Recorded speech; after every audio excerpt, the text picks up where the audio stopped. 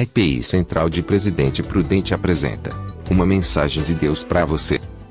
Muito boa noite, graça e paz. Vamos, nesta noite, falar um pouquinho mais sobre o tema família. Nos últimos meses, eu tenho lido bastante sobre essa temática e me propus a fazer 3 mensagens. Uma delas já foi proferida no dia 12 de julho, no culto matutino. Hoje teremos uma outra mensagem falando sobre o tema família. E, se Deus der oportunidade, aí, quem sabe até o final do ano, uma terceira mensagem. Fui inspirado num livro que eu tenho recomendado, Pai, um Homem de Valor, do pastor Hernandes Dias Lopes, que ele trabalha diversas figuras familiares e com uma ênfase na figura do pai mesmo, do homem. O livro, então, Pai, um Homem de Valor, para quem quiser aí depois também conhecer um pouco mais sobre esta pesquisa. Ele faz uma pesquisa, assim, ele extrai vários personagens. E não porque tenho lido bastante sobre família nos últimos meses, mas porque tenho sentido a necessidade de falar sobre este tema. Tenho sentido a necessidade de, como igreja, nos posicionarmos em relação ao tema família, em relação à paternidade, à maternidade, ou outra que seja a situação em que você se encontra, cuidando de alguém, seja neto, seja algum outro parente ou não. Não quero aqui focar apenas a paternidade, mas quero fazer um olhar mais amplo, falando sobre a maternidade e outros cuidados que nós podemos vivenciar na família. Mas também, hoje, este texto não fala apenas da relação familiar. Fala de um pai, fala também de 2 filhos. Por isto, jovem, adolescente, você que está aqui, de repente você vai aprender com a figura do pai, mas de repente você pode se identificar também com alguma situação do filho. Eu quero dizer que esse texto falou muito ao meu coração, me esquadrinhou durante esta semana. E por que eu faço essa ressalva? Porque alguns textos têm uma certa dificuldade da gente estar pregando. Talvez porque não falam de bênçãos, talvez porque não falem de cura, de situações esperançosas, mas mesmo em contextos bíblicos de dificuldade, nós podemos aprender muitas coisas. E eu quero convidá-los então para abrirem suas Bíblias na primeira carta de Samuel, no capítulo 2, lá no Antigo Testamento, mais para o início da Bíblia do que para o meio.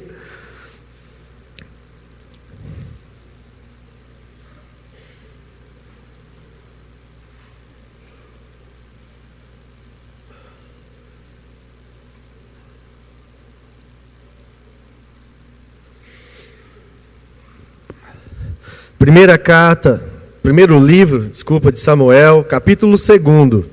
Nós leremos do versículo 12 ao versículo de número 26. 1 Samuel 2:12. O texto começa assim: Os filhos de Eli eram ímpios, não se importavam com o Senhor, nem cumpriam os deveres de sacerdotes para com o povo. Sempre que alguém oferecia um sacrifício, o auxiliar do sacerdote vinha com um garfo de 3 dentes e, enquanto a carne estava cozinhando, ele enfiava o garfo na panela, ou travessa, ou caldeirão, ou caçarola, e o sacerdote pegava para si tudo o que vinha no garfo. Assim faziam com todos os israelitas que iam a Siló. Mas antes mesmo de queimar a gordura, vinha o auxiliar do sacerdote e dizia ao homem que estava oferecendo o sacrifício: dê um pedaço desta carne para o sacerdote assar. Ele não aceitará de você carne cozida, somente crua. Se o homem lhe dissesse: deixe primeiro a gordura se queimar, e então pegue o que quiser, o auxiliar respondia: não, entregue a carne agora, senão eu a tomarei à força. O pecado desses jovens era muito grande à vista do Senhor, pois eles estavam tratando com desprezo a oferta do Senhor. Samuel, contudo, ainda menino, ministrava perante o Senhor, vestindo uma túnica de linho. Todos os anos, sua mãe fazia uma pequena túnica e a levava para ele, quando subia a Siló com o marido para oferecer o sacrifício anual.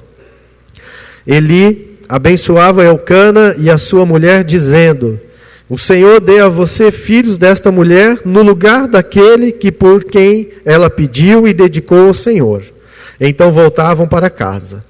O Senhor foi bondoso com Ana. Ela engravidou e deu à luz 3 filhos e 2 filhas. Enquanto isso, o menino Samuel crescia na presença do Senhor. Eli, já bem idoso, ficou sabendo de tudo o que seus filhos faziam a todo Israel, e que eles se deitavam com as mulheres que serviam junto à entrada da tenda do encontro. Por isso lhes perguntou: por que vocês fazem estas coisas? De todo o povo ouço a respeito do mal que vocês fazem. Não, meus filhos, não é bom o que escuto se espalhando entre o povo do Senhor. Se um homem pecar contra outro homem, os juízes poderão intervir em seu favor. Mas, se pecar contra o Senhor, quem intercederá por ele? Seus filhos, contudo, não deram atenção à repreensão de seu pai, pois o Senhor queria matá-los. E o menino Samuel continuava a crescer, sendo cada vez mais estimado pelo Senhor e pelo povo. Pai, uma vez mais, nós queremos orar nesse instante, pedindo toda a direção do Teu Santo Espírito, pedindo que o Senhor abra as nossas mentes, os nossos corações, nos dê entendimento, nos dê amor, nos dê sabedoria, nos dê arrependimento, nos dê fé, para discernirmos as Tuas palavras, ó Pai. Nós oramos mais uma vez em nome de Jesus. Amém. O texto começa dizendo: os filhos de Eli. E os filhos de Eli eram Hofni e Finéias. Pouquinho mais nesse capítulo temos a menção deles. Eli era um sacerdote master, veterano, na cidade de Siló. E ali ele foi sacerdote durante 40 anos. E naquela época ele também estava encarregado de aconselhar e de julgar as causas do povo. Ele era uma pessoa bastante influente, então, naquela comunidade, pois além de ser um sacerdote, exercia o que hoje a gente pode visualizar mais próximo do que ele fazia, como um juiz, como um magistrado. E o texto fala desses 2 filhos dele que eram ímpios, e por outro lado, também menciona um outro menino que estava ali sendo formado para depois ser sacerdote, que é Samuel. É de Samuel que a gente ouve que o menino crescia na presença do Senhor, ia crescendo cada vez mais, estimado pelo Senhor e pelo povo. Versículo 26.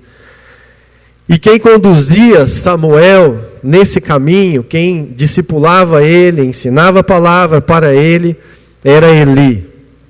Eli participou na vida de busca da Ana, pai de Samuel, quando Ana buscava em oração o Senhor para ter o primeiro filho, e Deus concedeu, e ela tinha dedicado ele ao sacerdócio, e assim ela entregou Samuel para o Eli criar. Só que o texto, paradoxalmente, diz que Eli tinha 2 filhos.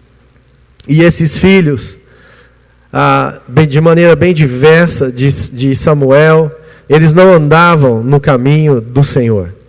Eles eram ímpios, roubavam a oferta do povo, eram casados e adulteravam na porta do templo com pessoas com mulheres que eram auxiliares, faziam tudo aquilo que reprovava e desagradava a Deus.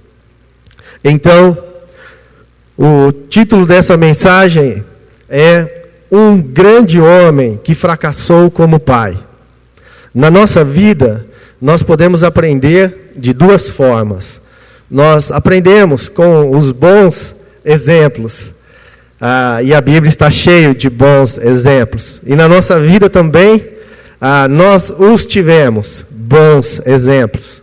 Mas também, nós também temos a oportunidade de aprender com aquilo que não deu certo, para que a gente evite e não caminhe nestes caminhos.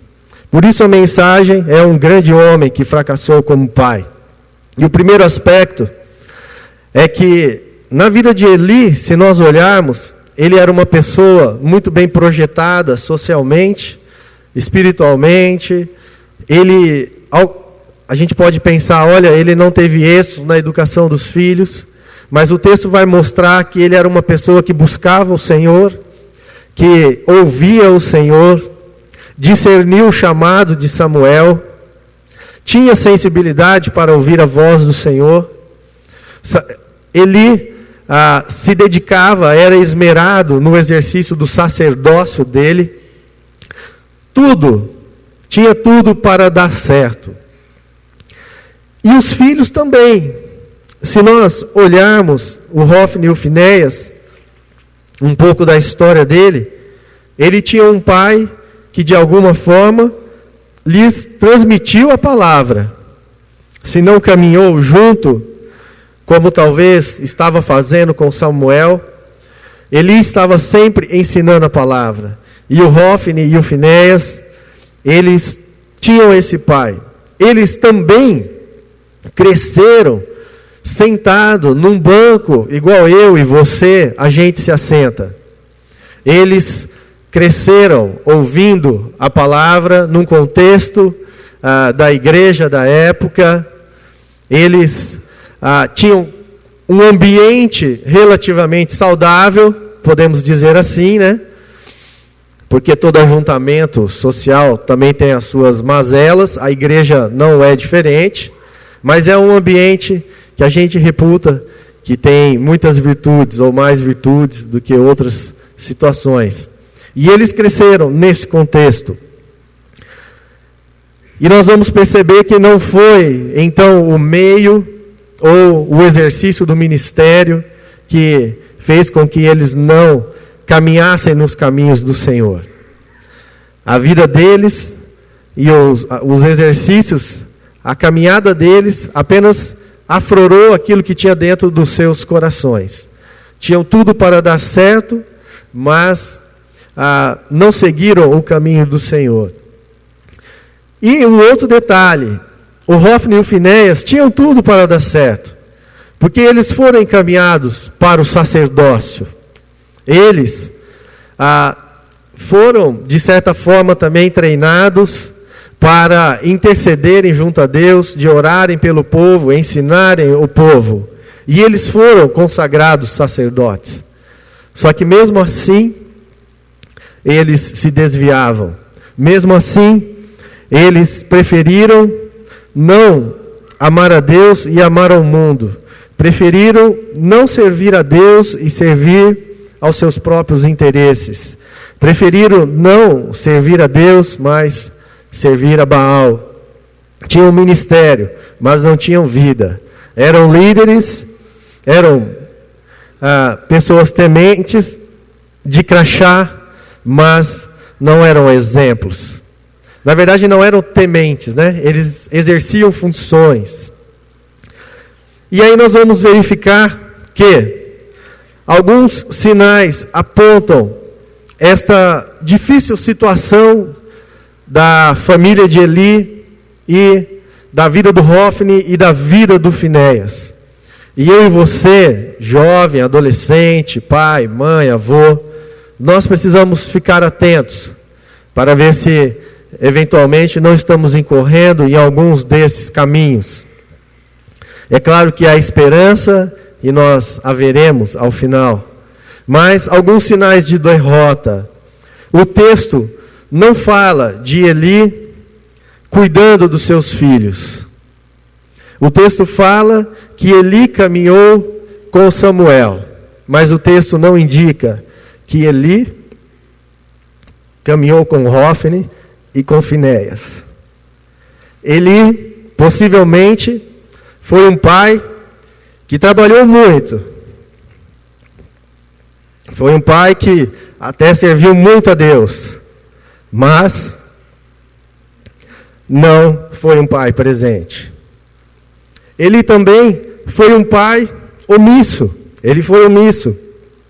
Nos versículos 22 e 23, conta que todo o povo trazia ao pai Eli as informações das coisas erradas que os filhos faziam. Mais para frente, no versículos 29 e 34, um profeta anônimo se levanta e fala para o Eli: por que você, versículo 29, honra seus filhos mais do que a mim, deixando-os engordar com as melhores partes de todas as ofertas feitas por Israel, o meu povo? Depois, no capítulo 3, a terceira exortação de Deus, agora por meio de Samuel, versículo 11 até o 13. No versículo 13, pois eu lhe disse que julgaria sua família para sempre, por causa do pecado dos seus filhos, do qual ele tinha consciência. Seus filhos se fizeram desprezíveis, e Eli, não os puniu. Eli foi um pai omisso, ele não caminhou, ele não orientou, ele não pôs limite aos filhos, ele não os afastou do exercício do sacerdócio, quando tinha esta autoridade para fazer isto. E mais, Elias também foi um pai fatalista. Ele aceitou passivamente a decretação de derrota de sua casa. Ele não reagiu. Aqui, no versículo 18 do capítulo 3, a parte final, diz assim: então Eli disse: Ele é o Senhor, que faça o que lhe parece melhor. Após ser exortado por Samuel, Eli não chorou, não correu atrás de seus filhos, não lutou pelos seus filhos. Quando teve a última exortação, a derradeira exortação, de que os filhos iriam morrer por caminharem um caminho, por estarem num caminho que não agradava, que ultrajava o nome do Senhor, Elias, ele se ateve a esperar acontecer.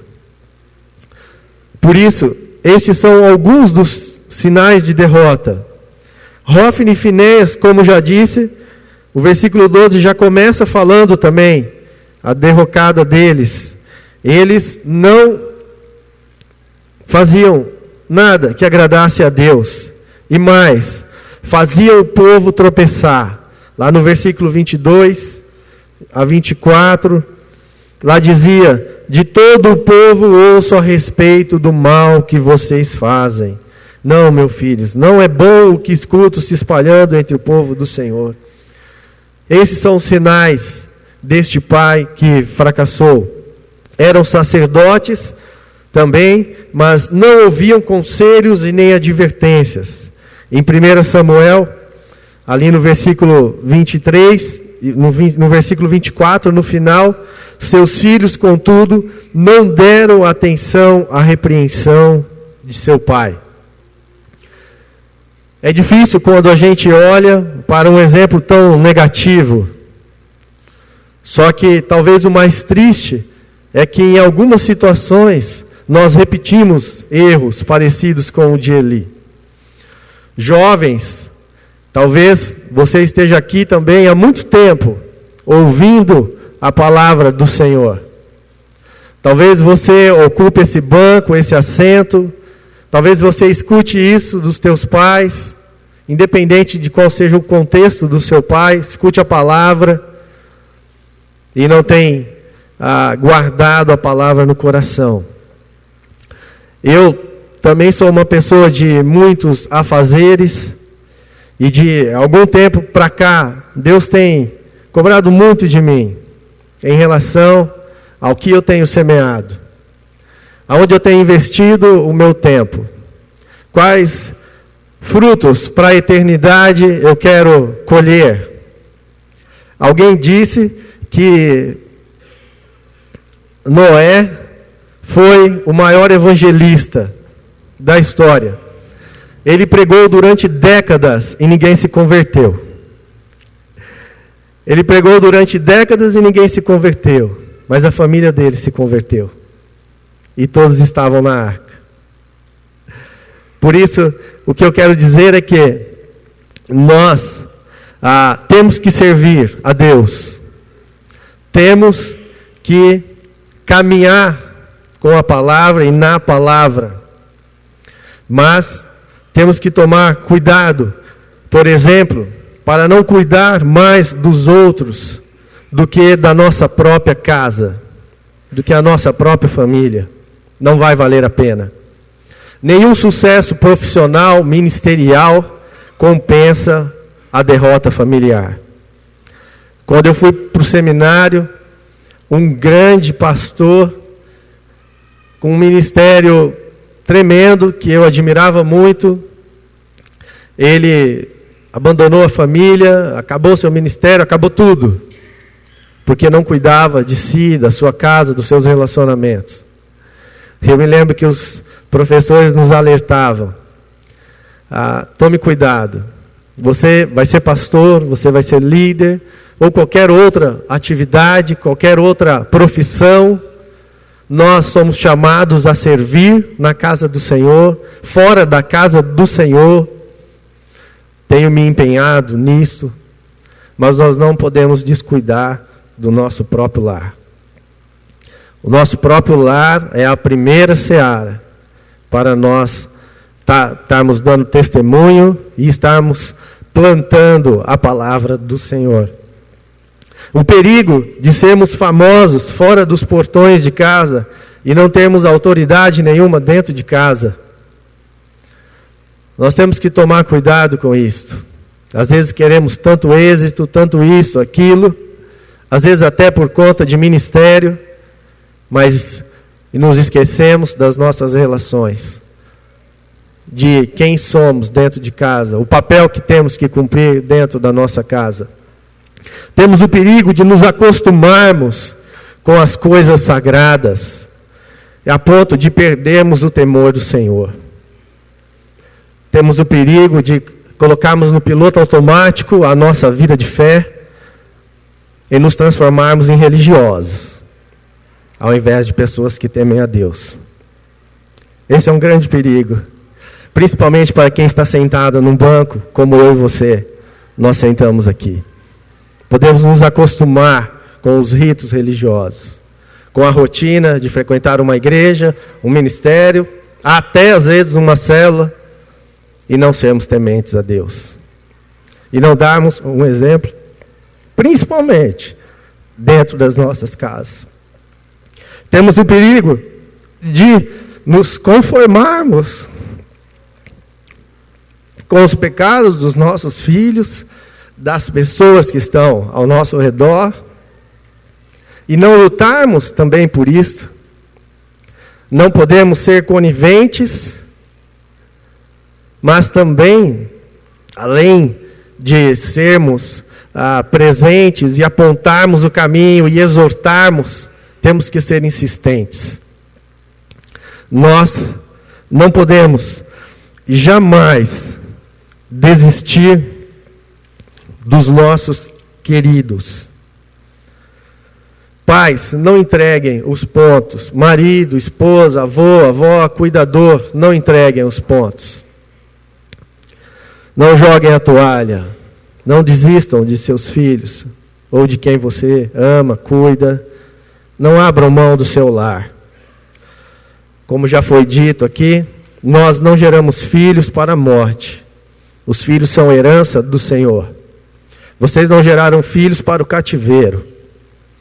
Ore, lute, chore, jejue pela salvação deles. Nós também podemos permitir que a ira do Senhor venha sobre as nossas vidas e os nossos lares, com a nossa omissão. O texto fala, lá no capítulo 4, que Hofni e Finéias foram derrotados e foram mortos na batalha. Eli, já idoso, 98 anos, ele ficou sabendo da notícia e, pasmado, caiu de costa, quebrou o pescoço e faleceu. Deus cumpriu uma palavra dura que havia dado contra eles.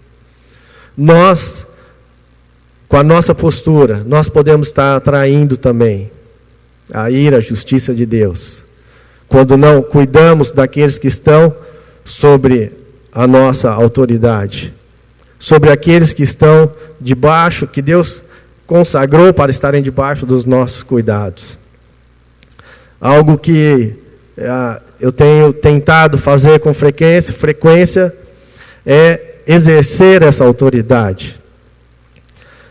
Na minha casa, sobre a vida da minha esposa, sobre a vida dos meus filhos, orar por eles, ensinar a palavra, estender a mão pela casa, repreender o mal. Os filhos, a palavra diz, vamos abrir lá em Provérbios 13, 24.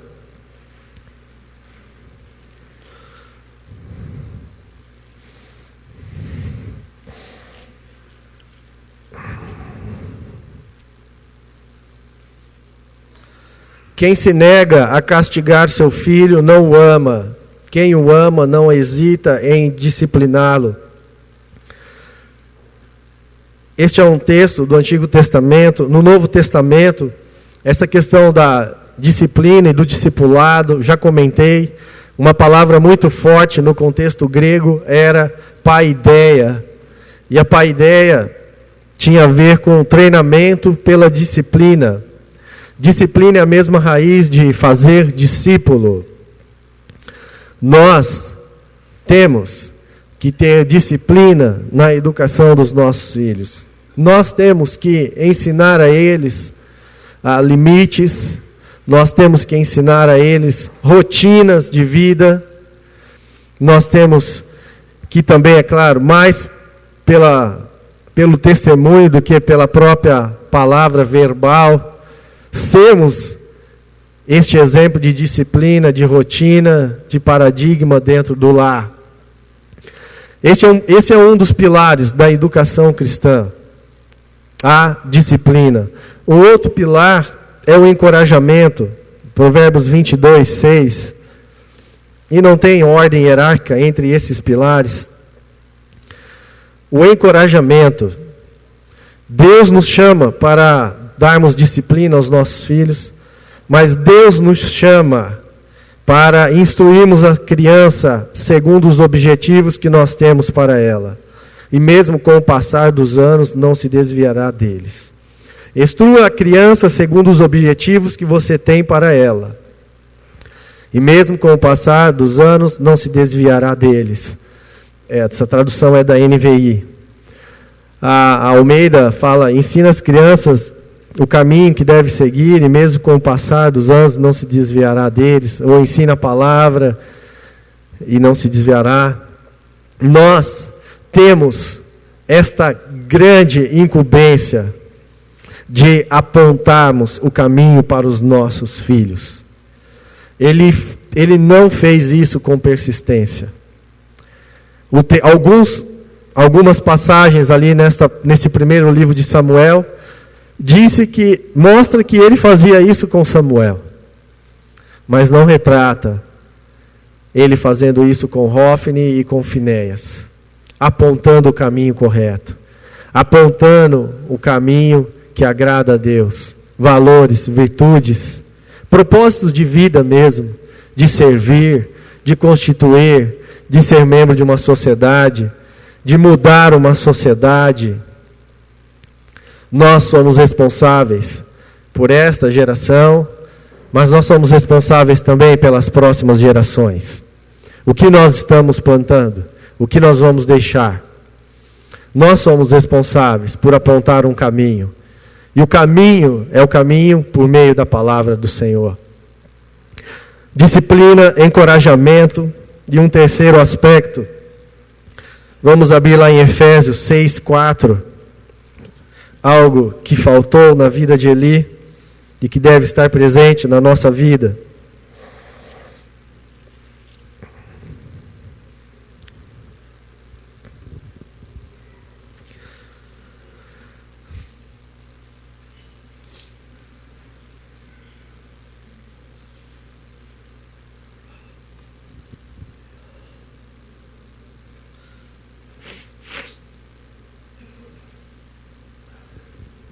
Pais, não irritem seus filhos, antes criem-nos segundo a instrução e o conselho do Senhor.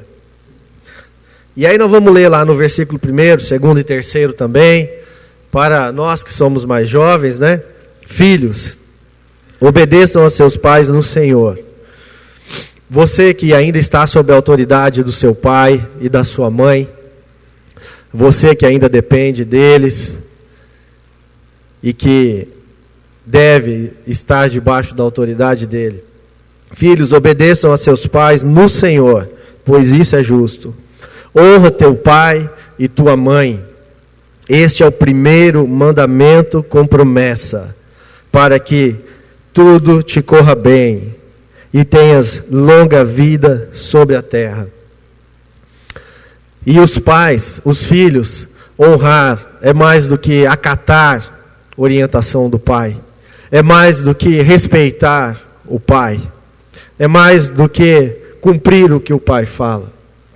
Filhos, netos, outras pessoas que estejam aí nessa condição, debaixo da autoridade de cuidadores ou pais. Vocês precisam honrar essas pessoas com as suas atitudes, com os seus comportamentos, com os seus sentimentos, pensamentos, com as suas palavras. E pais, nós somos os primeiros e os principais responsáveis por levarmos os nossos filhos ao conhecimento de Jesus Cristo. Disciplina, encorajamento e a evangelização das nossas casas. A responsabilidade. Se você já conhece a palavra, talvez alguns jovens aqui, adolescentes, o pai não conhece a palavra. Talvez o pai seja membro da igreja, mas não conhece a palavra. Frequente uma igreja, mas não conhece a palavra. Mas nós que conhecemos a palavra, nós temos que transmiti-la aos nossos filhos. A fé começa em casa, tem uma obra toda falando sobre isso. Um material que já utilizamos aqui num congresso, falando da responsabilidade nossa. A nossa preocupação não deve ser em suprir as necessidades. A nossa primeira preocupação não deve ser suprir as necessidades dos nossos filhos, as necessidades materiais, emocionais e outras. Temos sim que cuidar de tudo isto. Mas a gente tem que ter um foco em tudo aquilo que a gente faz dentro de casa. Como nos relacionamos com aqueles que estão dentro do nosso lar. O foco de estar glorificando a Deus e transmitindo Jesus Cristo. Para concluirmos, bom, o Salmo 127:3 é o que nos fala sobre o que os filhos são para nós. É a única vez que Deus fala da herança que nós temos do Senhor. Os filhos são a única e a verdadeira herança que nós podemos ter do Senhor. Nós podemos trabalhar, adquirir alguns bens e deixar para os nossos filhos. mas a herança do Senhor para nós são os nossos filhos. E eles foram feitos para serem bênçãos nas nossas vidas, por mais difícil que isso seja. Em algumas ocasiões, eu tive que buscar ajuda pastoral. Em outras ocasiões, eu tive que procurar psicólogos, psicanalistas, cristãos que têm uma boa perspectiva aí da palavra também e da ciência, para nos ajudar na educação dos nossos filhos. Aliás, temos feito isso até hoje. Não é fácil. Não é fácil educar as crianças, sejam elas pequenas ou maiores, não é fácil. Só que boa parte da sociedade não se interessa mais sobre isso. Não tem mais interesse nisso. Os filhos são criados por si só. E lá em Provérbios diz que a criança entregue a si mesmo é uma vergonha para os pais. Nós não podemos ser assim. Que nós não sejamos grandes homens que fracassam nos seus lares. Que longe de nós terminarmos como Eli terminou. E eu falava, Jesus, que palavra que o Senhor tem para nós? Texto pesado, triste. Para quem é pai e se esmera, é complicado, né? E aí Deus me levou lá para o Evangelho de Lucas, no capítulo 15, na parábola do filho pródigo.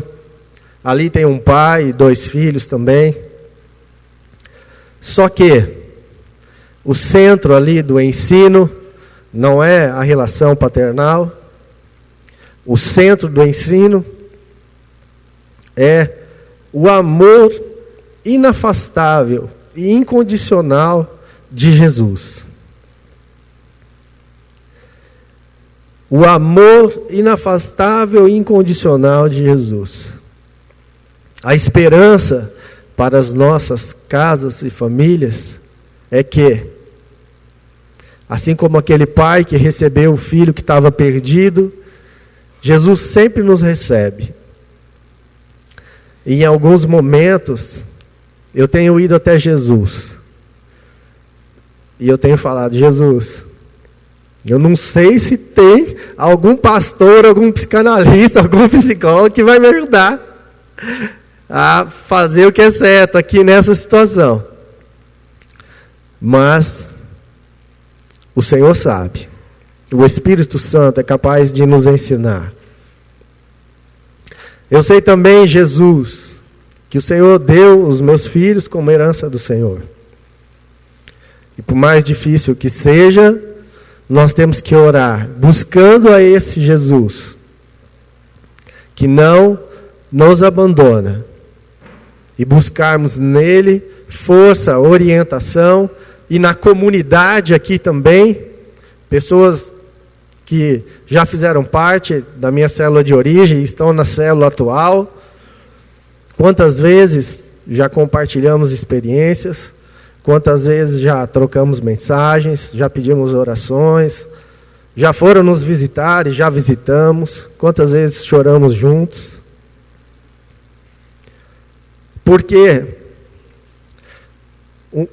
Satanás existe, o diabo existe.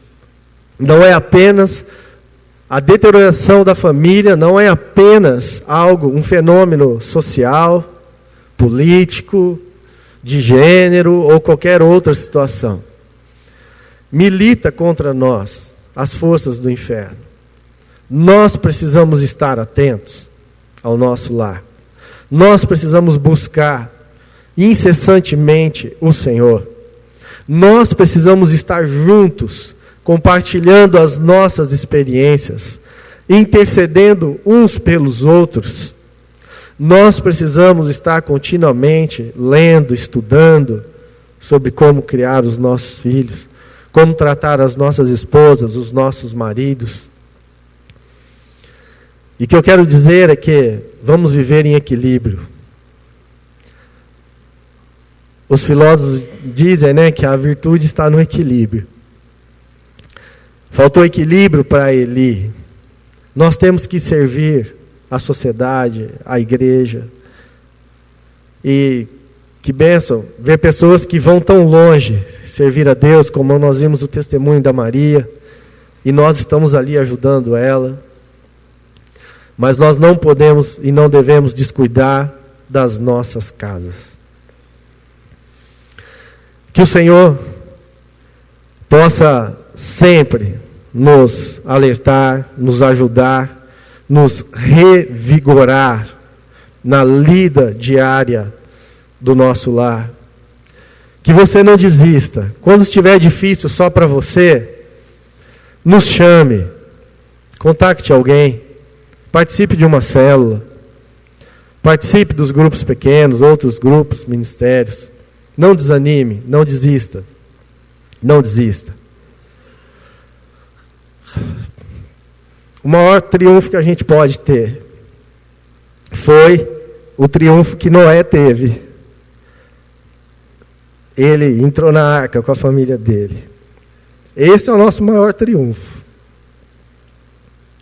Que o Senhor assim nos dê uma atenção dobrada a essas questões. Abra o diálogo, procure, perdoe, restabeleça relações, se humilhe, se arrependa, ajude os seus filhos entre si. Temos muita coisa que fazer em relação aos nossos familiares. Mas no Senhor nós podemos, de pouquinho em pouquinho, ir plantando boas sementes. E certamente, se perseverarmos, como nós lemos lá em Hebreus, nós vamos colher frutos para a salvação. Que o Senhor assim nos abençoe.